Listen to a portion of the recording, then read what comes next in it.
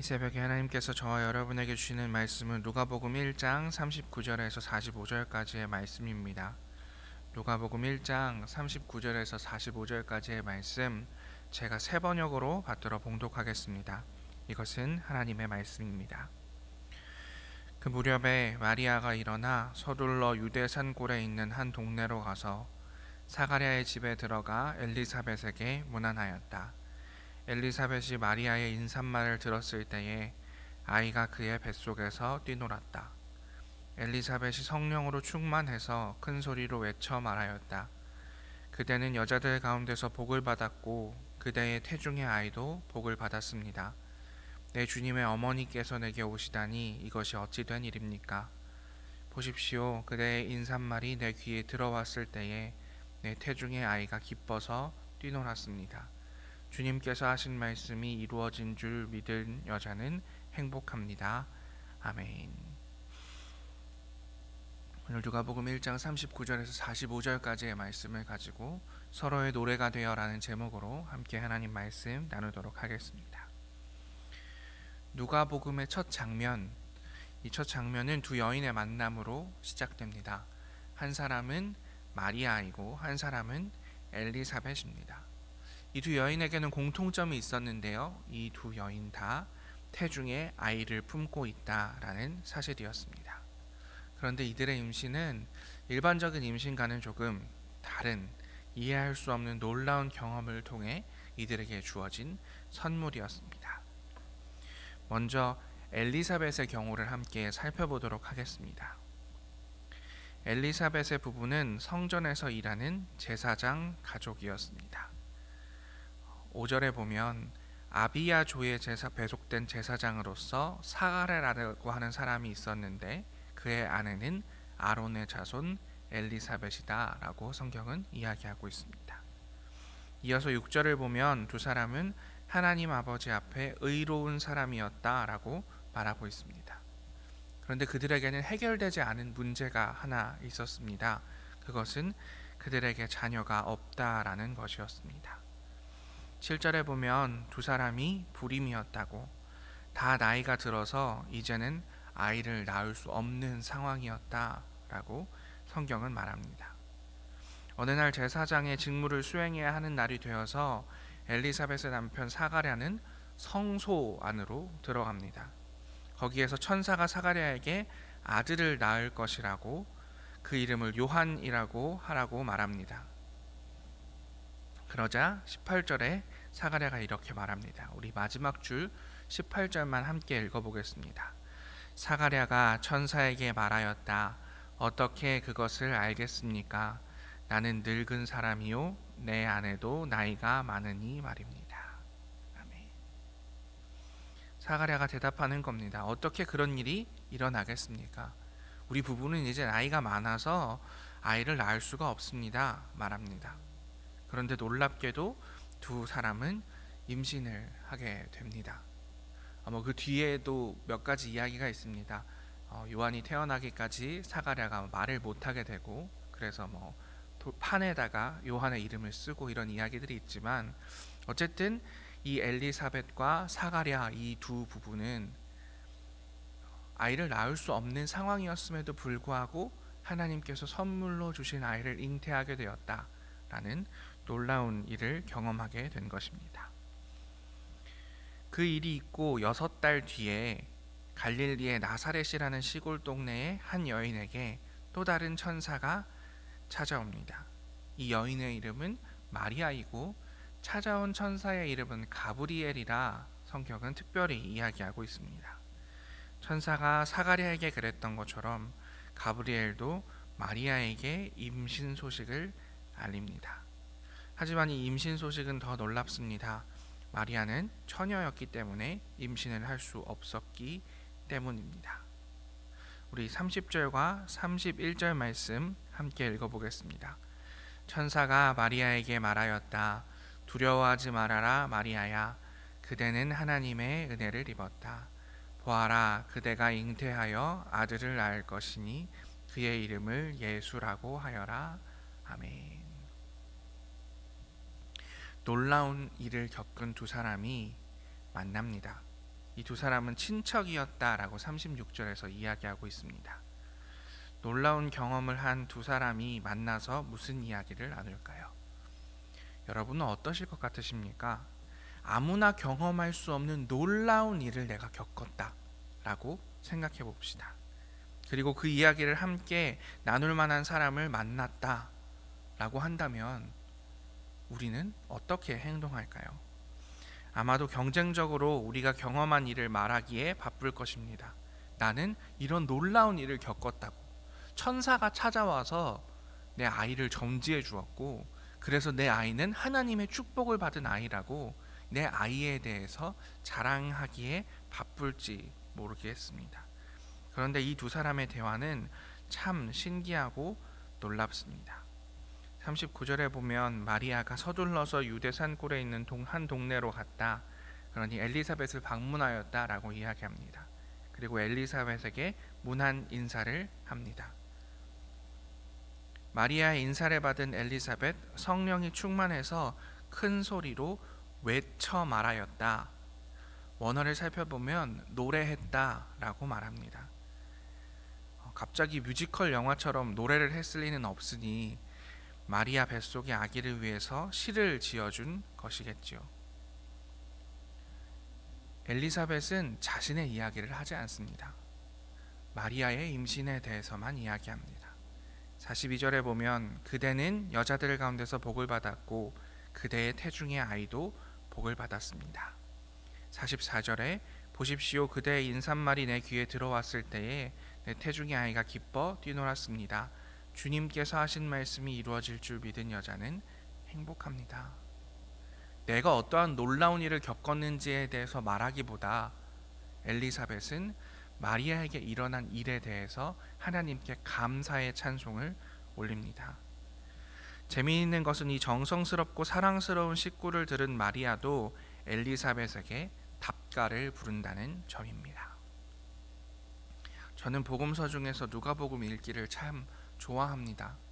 왜냐하면 누가복음이 말하는 아기 예수님의 탄생의 이야기는 찬양이 물결치듯 번져가기 때문입니다. 오늘 우리가 살펴본 것처럼 엘리사벳이 마리아를 향해서 노래합니다.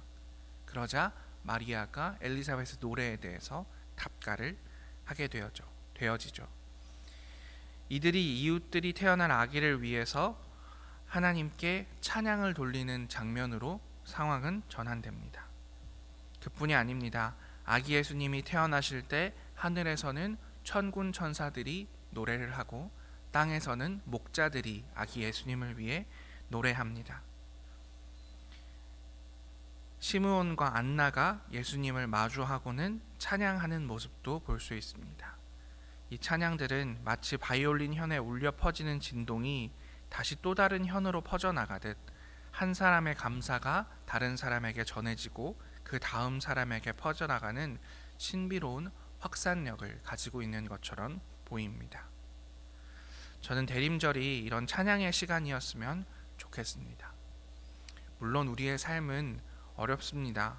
전국은 어수선하고 경제는 어렵고 세계는 전쟁의 소식이 끊이지 않습니다.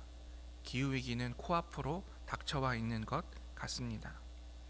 하지만 교회는 이 신앙 공동체 안에서 작은 감사의 고백 하나, 눈물 어린 기도 하나, 겸손한 찬양 한마디가 다른 영혼을 깨우고 또 다른 영혼을 불러일으키며 결국 신앙 공동체 전체에 하나님을 향한 거대한 합창을 만들어내는 곳이라 생각합니다.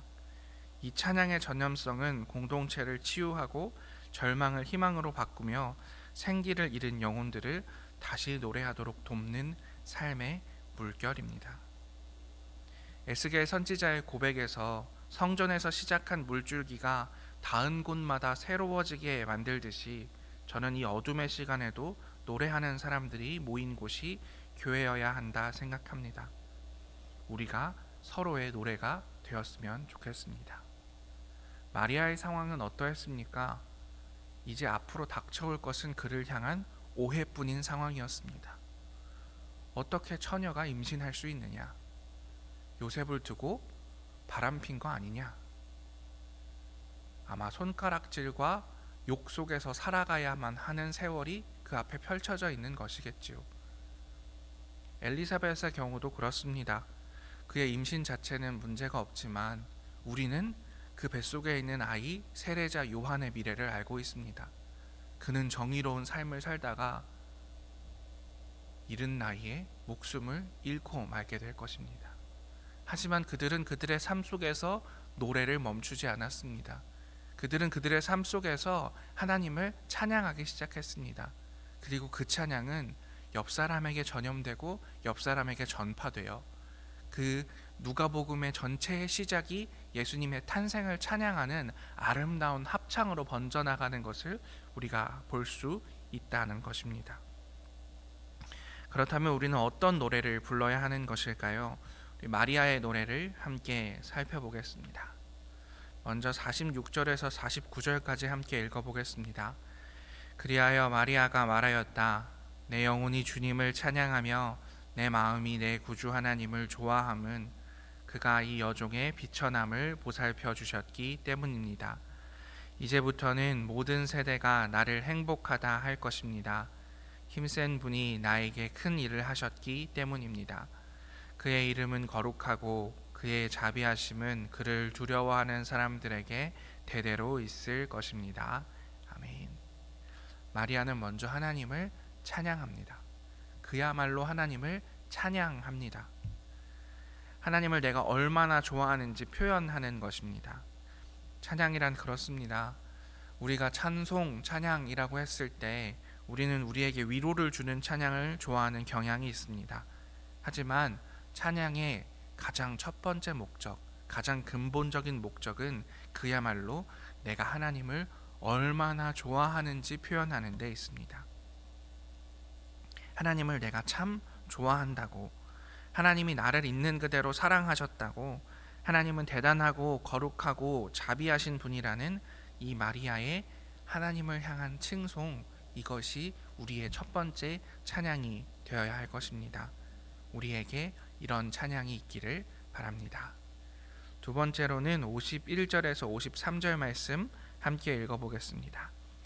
그는 그 팔로 권능을 행하시고 마음이 교만한 사람들을 흩으셨으니 제왕들을 왕좌에서 끌어내리시고 비천한 사람을 높이셨습니다.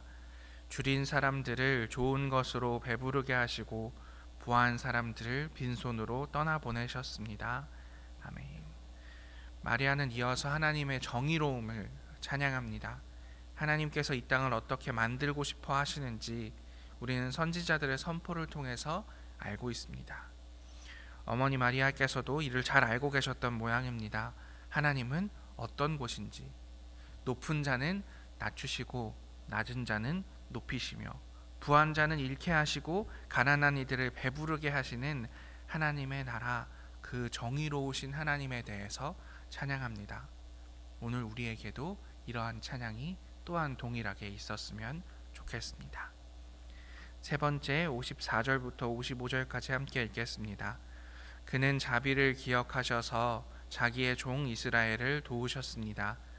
우리 조상들에게 말씀하신 대로 그 자비는 아브라함과 그 자손에게 영원토록 있을 것입니다. 아멘. 마지막으로 마리아는 하나님의 자비를 찬양합니다. 마리아의 노래 속에는 대대에 걸쳐 영원히 변하지 않는 하나님의 자비가 노래됩니다.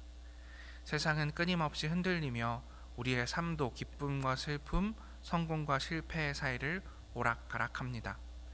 기술이 발전하고 시대가 바뀌며 정치 권력도 흘러가고 건강한 육체는 병약해지고 사랑하는 이를 잃는 아픔이 우리를 덮습니다. 그러나 하나님의 자비는 이러한 변화무쌍한 풍경 속에서도 변화하지 않고 우리를 향해 있습니다. 한번 주어지고 끝나는 것이 아닌 끊임없이 흐르고 대대로 이어지는 진실한 자비의 물줄기가 하나님께서 우리에게 주신 선물입니다. 이 변치 않는 자비는 우리를 불안정한 현실 속에서도 견디게 하는 힘, 설령 세상이 뒤집힌다 해도 흔들리지 않는 의지처가 되어줍니다. 이러한 자비의 찬양이 우리에게 있었으면 좋겠습니다. 마리아는 노래했습니다. 그리고 엘리사벳도 노래했습니다. 그럴 때에 그 노래가 퍼져나가서 그들의 삶 가운데 찬양이 가득 차는 경험을 그들은 했습니다. 저는 오늘 대림절을 맞이하면서 우리의 삶이 이러한 경험으로 이루어져 보았으면 좋겠습니다. 찬양할 일이 없다 해도 우리 하나님을 찬양했으면 좋겠습니다. 내가 얼마나 하나님을 좋아하는지, 하나님은 얼마나 정의로운 분이신지, 하나님은 얼마나 자비로운 분이신지, 우리가 우리의 마음을 열어, 우리의 입을 열어 그 하나님을 고백할 때에 그 고백에는 힘이 있어 퍼져나가고 퍼져나가 어두운 세상 가운데 예수 그리스도의 다시 오심을 전하는 노래가 될 줄로 믿습니다. 오늘 우리의 삶으로 그 노래를 살아내는, 우리의 입으로 그 노래를 고백하는 하루가 되기를 간절히 기도하겠습니다. 함께 기도합시다. 하나님, 오늘 엘리사벳과 어머니 마리아 두 분이 만나서 서로를 향해 찬양하며 하나님을 높여드린 사건을 함께 살펴보았습니다. 그들의 노래가 전염성이 있고 퍼져나가는 힘이 있어 온 세상 사람들 아기 예수님의 탄생을 찬양하도록 하는 모습을 또한 살펴보았습니다. 우리의 삶에도 동일한 은혜를 부어 주시옵소서. 우리가 힘들고 어려운 현실 가운데서도 하나님을 찬양하며 하나님을 높일 수 있도록 우리의 마음을 성령께서 주관하여 주시옵소서. 그 하나님을 좋아하는 우리의 고백, 정의와 자비를 향한 우리의 고백이 이 세상을 채우게 될 때에 정의와 평화의 하나님 나라 이 땅 임하는 그 광경을 바라보는 대림절 될 수 있도록 성령님 우리를 인도하여 주시옵소서. 모든 말씀 예수님 이름으로 기도합니다. 아멘.